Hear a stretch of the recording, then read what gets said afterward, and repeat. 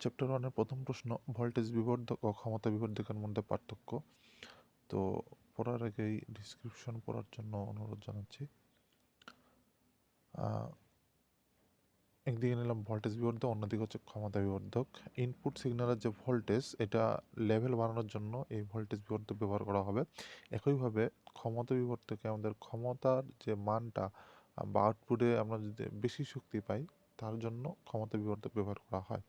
এখানে ছোট আকারের ট্রানজিস্টর ব্যবহার করা হবে, যার কারণে এখানে খুব কম তাপ উৎপন্ন হবে, তাই হিটসিঙ্কের কোনো প্রয়োজন হবে না এবং তড়িৎ প্রবাহ কম হবে। এবং এই ক্ষেত্রে আমাদের একটি আকারে বড় ও শক্তিশালী ট্রানজিস্টরের ব্যবহৃত হয় এবং অনেক বেশি কারেন্ট প্রবাহিত করার সক্ষমতা থাকে। এবং যেহেতু বেশি কারেন্ট প্রবাহিত হবে, তাহলে প্রচুর তাপ উৎপন্ন হবে এবং তাই এখানে একটা হিটসিঙ্কের প্রয়োজন হবে। এবং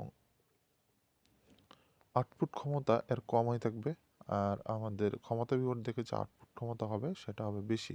আউটপুট রেজিস্ট্যান্স হবে বেশি এবং আউটপুট রেজিস্ট্যান্স হবে কম আমাদের ক্ষমতা বিবর্ধকের। সিগন্যালের উচ্চতা বাড়ানোর জন্য এটি ব্যবহার করা হবে এবং সিগন্যাল দিয়ে ডিভাইস চালাতে এটি ব্যবহার করা হবে। এবং ছোট সিগন্যাল যেমন হচ্ছে টিভি বা রেডিও সার্কিটের সিগন্যাল যে রিসিভ করার জন্য এটি ব্যবহার করা হবে। এবং লাউড স্পিকারে চালানো বা অ্যান্টেনায় সিগন্যাল পাঠানোর জন্য এটি ব্যবহার করা হবে।